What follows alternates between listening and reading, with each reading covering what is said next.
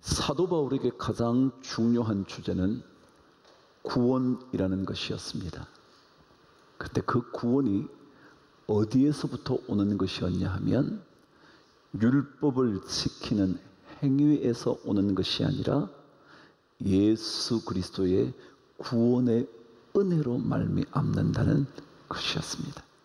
다시 말하면 구원은 하나님의 전적인 은혜의 선물이라는 것을 외치고 싶었던 거죠. 다른 어떤 것으로도, 그 어떤 조건으로도 예수 그리스도로부터 오는 구원을 획득할 수 없다는 것, 행위를 조금 더 선하게 만들어 간다고 해서 구원을 얻을 수 있는 것이 아니라 예수 그리스도를 믿는 믿음 하나만으로 구원이 이루어진다는 것, 이것을 그는 말하고 싶었던 겁니다.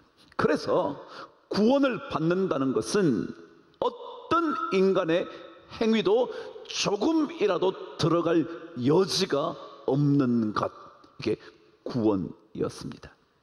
만일 끝까지 한 조건을 말하라고 한다면 그것은 바로 믿음이라는 조건이었습니다.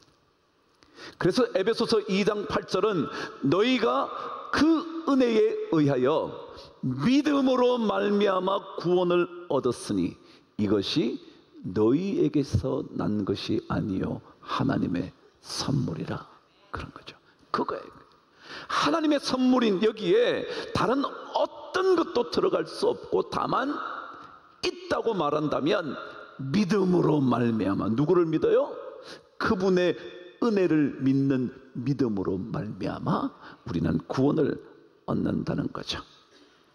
믿음이 아닌 행위로 구원을 얻으려고 한다면 결코 이룰 수가 없다는 거예요. 오늘 말씀은요, 전체 내용이 이렇습니다. 사도 바울은 이방인을 향하여 복음을 전하기 시작을 했습니다. 그들에게 복음을 전할 때 유대인들은 견딜 수 없었습니다. 왜냐하면 하나님의 선택된 백성인 자기들만 구원을 얻어야지 이방인들이 구원을 얻는다는 것은 불가능하다고 생각을 한 겁니다. 그러나 사도 바울이 끊임없이 강조한 대로 누구든지 믿는 자에게는 구원이 주어진다는 사실 때문에 이방인들도 구원을 얻게 되었다는 겁니다. 그런데 믿음으로 얻는 이 구원이라는 것 때문에 믿지 않았던 유대인들, 그들은 꺾여버렸다는 겁니다. 구원에 이르다가 꺾어져 버린 겁니다. 왜냐하면 그들이 믿지 않았기 때문에 그렇다는 거예요. 그러나 이방인이었지만 아무런 조건도 갖춘 게 없었지만 믿음으로 말미암아 그들은 서게 되었다. 그런데 이 은혜로 된 구원을 받은 이방인들이 만일 높은 마음을 가지게 된다면 그들은 유대인들이 꺾어진 것처럼 꺾어지게 될 거다. 원래 감람나무, 좋은 감람나무였던 유대인들도 돌 감람나무처럼 되어버릴 수 있다면, 반대로 돌 감람나무인 이방인들이 감람나무가 될 수 있다면, 하나님은 능력이 있는 그분이라 뭐든지 만들 수 있다면 원 좋은 감람나무를 꺾으신 것처럼 높은 마음을 가진 이방인들도 꺾으실 거다 라는 이야기를 하면서 그러므로 두려워하라 라는 이야기가 오늘 핵심입니다. 자, 이제부터 그 말씀을 묵상하는 거죠. 구원에는 인간의 어떤 행위도 들어갈 수 없습니다. 예수 그리스도의 십자가의 은혜의 복음만으로 구원을 받습니다. 십자가의 보혈을 믿는 자에게는 누구든지 구원을 줍니다. 그래서 우리는 끝까지 은혜에 머물러 살아야 합니다. 여러분과 저는 유대인이 아니라면 특별히 은혜로 구원받은 백성들입니다. 그래서 이 은혜의 복음 위에 우리는 굳건하게 서 있어야 합니다. 그런데 우리는 순간순간 은혜로 구원받았음에도 불구하고 순간순간 우리의 행위에 의한 고개를 쳐드는 일들이 자꾸 생긴다는 거예요. 그게 높은 마음이라는 거예요. 내가 조금 더 잘 살았으니까 내가 구원받게 된 거야. 내가 이방인이고 뭐고를 다 이제는 잊어버리고 내가 조금 더 선한 행위의 주인공이 되었기 때문에 구원받게 된 거야 라고 말하면서 하나님 앞에 점점 더 높은 마음을 가지게 된 겁니다. 그래서 나도 모르게 이 정도 했으니까 나도 구원받을 만하지, 은혜로 받은 구원은 잊어버리고요, 행위로 자꾸 구원을 이루어 간다고 생각을 하는 거예요. 내가 이 정도면 됐지, 이 정도 했으니까 나도 이제 구원받았다고 말할 수 있겠지라고 생각한다는 거예요. 근데 절대 그 행위에 기댈 수 없다고 성경은 말하는 거예요. 여러분 혹시 엘리베이터를 타시면 이런 픽토그램 하나 보신 적 있나요? 이렇게요. 읽어보실래요? 기대면 추락 위험입니다. 제가 한번 설명해 볼까요? 저거 왜 붙여놨어요? 왜 붙여놨어요? 기대지 말라고. 왜요? 떨어질지 모르니까. 왜요? 여러분들이 보기에는 아니 새로 된 엘리베이터 문이 잘 닫혀 있는데 기대면 어때? 뭔 문제야? 튼튼할 것 같은데 기대면 되지.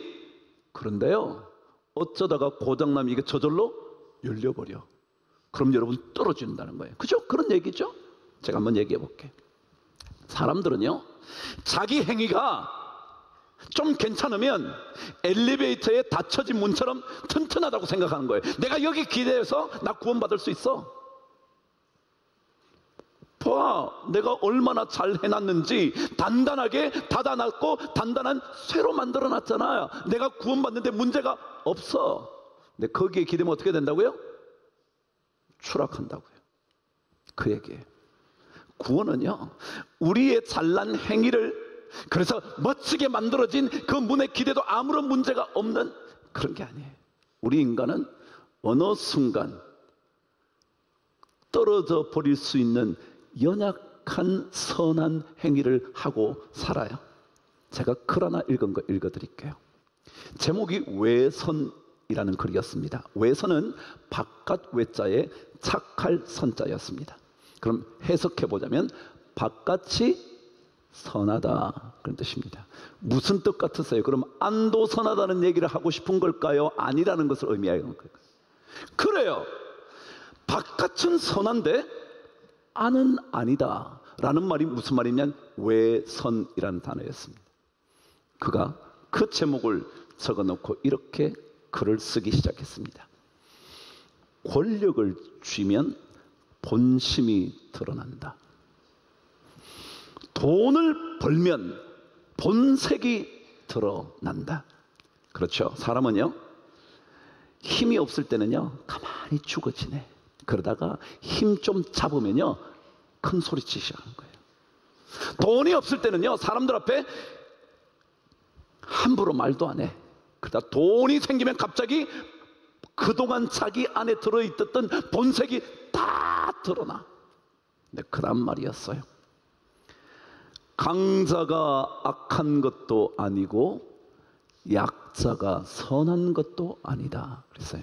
요즘 세상 어떤 세상이냐면요, 강한 사람을 욕해, 부자를 욕해, 돈 있는 사람을 다 욕해, 권력 쥔 사람 다 욕해. 왜요?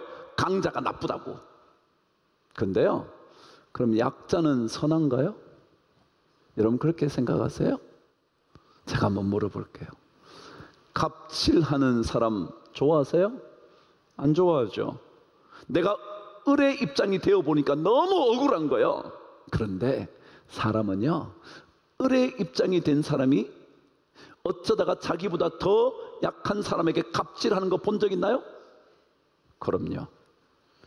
자기도 갑질 당한다고 말했지만 자기도 남에게 갑질하는 거예요. 이게 인간이라는 거예요. 우리 인간은 겉으로는 다 깨끗해.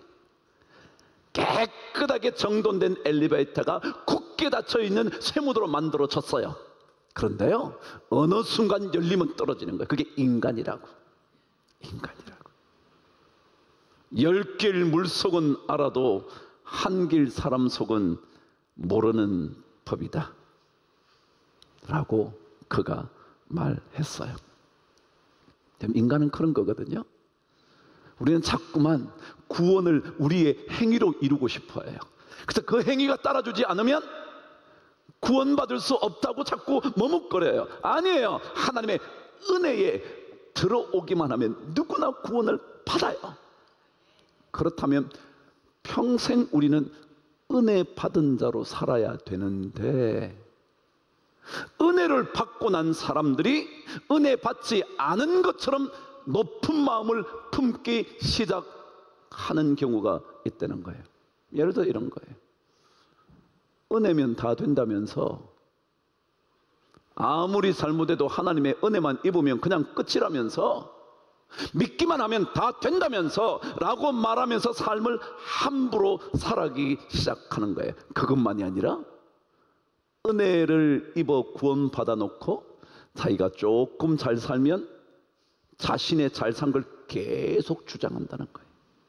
그래서 어느새 은혜를 다 놓쳐버리고 만다는 거죠. 그래서 우리는 어떤 삶의 시간을 지나간다 할지라도 끊임없이 우리는 은혜 위에 서 있어야 합니다. 은혜가 우리의 삶을 이끌어 가야 합니다. 저요? 목사잖아요. 그런데 목사라는 직책은요, 은혜로 받은 거거든요. 그래서 모든 사람들이 저에게 목사님, 목사님 그러는 거예요. 근데 이것이 권력인 줄 알면 하나님은 사도 바울을 통하여 두려워하라 그러는 거예요. 여러분 장로님 되셨나요? 권사님 되셨나요? 여러분 이거 은혜로 된 줄 알아야 돼요. 그런데 장로가 되고 나면, 목사가 되고 나면, 권사가 되고 나면 그 은혜를 잊어버리는 거예요. 은혜로 됐는데, 은혜로 구원받았는데 우리는 그 은혜를 다 놓쳐버리고 마치 내가 무언가를 더 잘해서 이 자리에 있는 것처럼 자꾸 착각하는 거예요. 그래서 오늘 성경은 높은 마음을 품지 말고 도리어 두려워하라 라는 거죠. 사도 바울은 은혜를 입은 사람일수록 더욱더 은혜에 기대어 살아야 한다고 말합니다. 여러분과 저는 은혜로 살아가는 존재이거든요. 은혜로 말미암아 여러분이 이 자리까지 오게 된 거거든요. 그래서 끊임없이 이 은혜에 붙들려 있지 않으면 언제인가 믿지 않음으로 인하여 구원의 길에서 꺾어져 버렸던 유대인들처럼 될 거라고 성경은 말하는 거예요. 여러분 하나님의 은혜는, 주님께서 우리에게 주신 은혜는 절대로 값싼 은혜가 아니거든요. 이 은혜는 주님께서 생명을 바쳐 우리에게 주신 은혜거든요. 그래서 사도 바울은 우리에게 고린도후서 6장 1절에서 이렇게 설명해 놓았어요. 한번 읽어 보세요. 시작. 우리가 하나님과 함께 있는 일하는 자로서 너희를 권하노니 하나님의 은혜를 헛되이 받지 말라. 헛되이 받는다는 것은 아주 우습게 생각한다는 거예요. 그래 뭐 어때, 또 은혜 받으면 되는데, 하나님이 또 나 용서해 주시면 끝인데, 그래서 마음대로 살 수 있다고 생각하는 사람들, 그게 안 된다는 거예요. 심지어 사도 바울은 로마에서 이미 이렇게 말했어요. 죄가 넘치는 곳에 은혜가 넘친다고. 그러니까 우리 죄 가운데 더 거하자고. 왜? 은혜가 넘칠 거니까. 그런데 아니요, 그 다음 말이 오늘 이렇게 말했어요. 6장 1절에서 그런즉 우리가 무슨 말 하리요? 뭐라고요? 은혜를 더하게 하려고? 우리 그럴 수 없다. 결코 그럴 수 없다. 그런데 많은 사람들이 은혜를 너무 쉽게 생각하는 거예요. 그래서 이 은혜를 우습게 생각하는 거죠. 이 은혜는 주의 십자가의 죽으심의 은혜인데, 그렇게 싸구려 은혜가 아닌데 우리는 이 은혜를 받았다고 말하면서 은혜 받았으니 됐지라고 말한다는 거죠.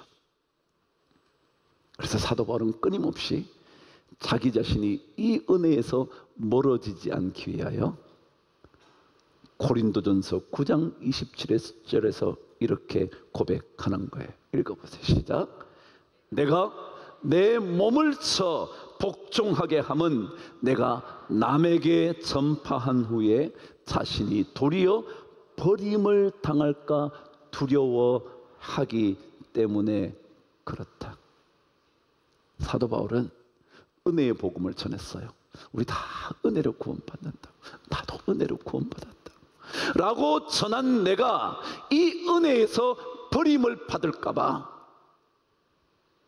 은혜를 받았으니 어찌 살아도 좋은 인생이 아니라 우리는 은혜를 받았기 때문에 더욱더 은혜를 통하여 우리의 삶이 하나님 앞에 온전히 드려지는 인생이 되어야 한다는 거죠. 그래서 고린도전서 6장 19절 20절을 읽으면 이렇게 되어 있습니다. 저와 함께 읽으시죠. 시작. 너희는 너희 자신의 것이 아니라 값으로 산 것이 되었으니 그런즉 너희 몸으로 하나님께 영광을 돌리라. 우리는요, 주님께서 값을 지불하시고 구원을 얻었어요. 근데 이건 전적인 은혜였거든요. 근데 이 은혜가 그런데 값싸게 되지 않도록 오늘 성경은 너희 몸을 통하여 하나님께 뭐를 돌려라? 영광을 돌려라. 세상 사람들이 그러거든요. 예수 믿는 사람들은 용서를 너무 쉽게 말한대. 왜요? 회개하면 다 용서받으니까. 그냥 믿는다 그러면 구원받으니까. 그래서 아무렇게나 산다는 거예요. 살다가 또 회개할 거니까. 그럼 또 구원받을 거니까. 근데 아니요. 우리는 은혜로 구원을 받았지만 은혜로 받은 구원 때문에 우리는 더욱더 두려워하면서 산다는 거예요. 그래서 제가 제목을 이렇게 적었어요. 믿음은 떨리는 은혜라고. 떨리는 은혜라고. 함부로 은혜 받았다고 막 말하면서 사는 게 아니라고. 정말 나 같은 사람을 건져주신 하나님의 은혜가 너무 커서 나를 통하여 하나님께 영광이 되었으면 좋겠다고 내 자신을 쳐서 복종시키며 사는 거예요. 조금 내가 이런 자리에 왔다고 큰 소리 칠래다가도 아니지, 나 그럴 수 없지. 나는 은혜로 이 자리에 있게 됐는데. 이 마음을 놓치면 사도 바울이 오늘 이 이방인에게 던진 메시지, 너네들은 돌 감람나무였어. 그런데 하나님께서 좋은 감람나무에 접붙여서 너네들이 원가지처럼 되었어. 그런데 원가지였던 이스라엘 백성들이 믿지 않음으로 원가지에서 끊어졌던 것처럼 너네들도 두려움을 잃어버리면 언제 끊어질지 몰라. 그래서 두려워해야 돼. 그 얘기였어요. 여러분, 구원은요, 여러분과 제가 잘 산다고 되는 게 아니에요. 잘 사는 것으로 절대 구원 못 얻어요. 우리 인간은 그런 존재가 아니거든요. 뭐라고요? 외선. 다 겉은 괜찮아 보여요. 저도 괜찮아 보이고 여러분도 괜찮아 보여요. 근데 옛말에도요, 구밀복금이라 그랬어요. 구는 입구자요, 밀은 꿀밀자요. 꿀, 입에는 꿀, 복은 배복자요, 검은 칼검자요. 입으로는 꿀이 줄줄줄줄 흘러 떨어지는데 뱃속에는 칼을 쥐고 있다는 거예요. 이게 인간이에요. 겉으로는 다 좋아. 구밀이거든요. 입으로는 다 좋은 말이에요. 근데 뒤에 가면요, 칼 들고 있는 거예요. 그게 인간이라고. 그게 외선이라고. 그래서 그 인간은 절대로 구원에 이를 수가 없어요. 전적으로 하나님의 은혜로 우리는 구원을 받아요. 그래서 이 은혜로 구원을 받았기 때문에 우리는 계속 은혜에 머물러야지 은혜에서 떨어지면 안 된대요. 내가 좀 돈을 잘 벌어도 이게 뭐라고요? 은혜라고. 내가 조금 더 높은 자리에 올라가는 것도 뭐라고요? 은혜라고. 조금 높은 자리에 올라가는 것이 내가 남들보다 더 수고했어, 더 땀을 흘려서 간다고 생각하는 게 아니고요, 그게 하나님의 은혜였구나. 그 은혜로 계속 살아가는 거예요. 그리고 마침내 그것을 통하여 하나님께 영광을 돌리는 거예요. 자, 우리 성도님들이, 우리 부모님들이 다 그런 부모였으면 좋겠어요. 우리 자식들이 엄마 아빠를 보다가, 야, 우리 엄마 아빠 보다가 나도 예수 믿는 사람 돼야지, 예수 믿는 사람 돼야지, 더 잘 믿는 하나님의 사람 돼야지. 저는 이렇게 됐으면 좋겠어요. 왜냐하면 우리는 값으로 사신 바 되었으니 그런즉 너희 몸을 하나님의 영광을 위해서 사용해야 되거든요. 뒤집어서 우리 젊은 세대 자녀들이, 우리 부모들이 우리들을 보다가, 그래, 도대체 제가 믿는 예수는 어떻게 저렇게 살까? 예수 그리스도의 영광을 드러내는 인생 되었으면 좋겠어요. 그렇지 않으면 사도 바울의 오늘 말씀대로 원 가지가 꺾어진 것처럼 너희들도 언제 꺾어질지 몰라. 물론 우리가 어느 누구도 구원을 받고 나면 다시 구원에서 떨어질 일은 없지만 부끄러운 구원의 인생으로 살아가는 거예요. 근데 하나님은 그런 인생을 우리에게 원하지 않으시고 은혜 받은 자로서의 은혜로운 삶을 계속 살도록, 그래서 날마다 우리를 쳐서 복종시킴으로 떨리는 은혜를 이루어가는 우리 모두가 되기를 원하시는 것은 아닐까. 여러분, 이스라엘 백성들은요, 초막절을 지냅니다. 초막절은 광야의 길을 걷는 동안 이스라엘 백성을 보호하시고 보존해 주신 하나님의 은혜를 기억하기 위하여 초막을 짓고 얼기설기 엮어놓은 그 나뭇가지 사이로 하늘을 쳐다보면서 하나님의 은혜를 기억하는 절기가 초막절이었습니다.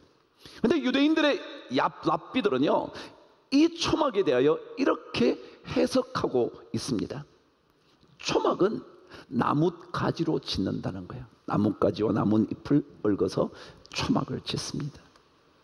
그런데 팔레스타인의 나무는 전적으로 하늘에부터 내리는 비와 이슬로 인하여 자라게 된다고 그들은 알고 있습니다.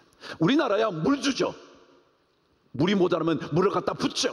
그런데 팔레스타인은 그럴 수 없어서 전적으로 위에서 내리는 비와 이슬이 아니면 나무는 죽게 돼 있었어요. 그래서 이스라엘 백성들은 나뭇가지와 같은 존재인데, 이 나뭇가지는 전적으로 하늘로부터 내려오는 뭐로요? 비와 이슬이라는 은혜로만 살게 되어 있는 존재가 이스라엘 백성이라고. 그래서 그 나뭇가지로 엮으면서, 그래, 우리는 하늘에서부터 내리는 비와 이스라엘 은혜가 없이는 살 수 없는 존재야 라고 말하면서 초막을 지어서 하늘을 쳐다본다는 거예요. 여러분과 저요? 다 은혜로 사는 거예요. 은혜. 어떤 직책에 있어도, 어떤 자리에 있어도, 아무리 탁월해도 전부 다 은혜예요. 은혜. 이 은혜를 받은 자들은 절대 함부로 살 수 없대요. 도리어 두려워하라. 한 주간 삶을 여러분과 제가 살게 될 거잖아요.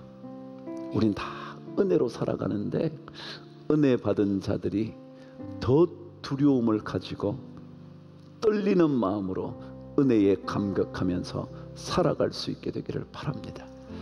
누군가 여러분을 보다가, 누군가 저를 보다가, 저 사람의 예수 나도 믿어야지, 저 사람의 생명 나도 누려야지, 저 사람의 기쁨 나도 받아 살아야지 생각하게 되는 한 주간을 여러분과 제가 살아갈 수 있게 되기를 주의 이름으로 축복합니다.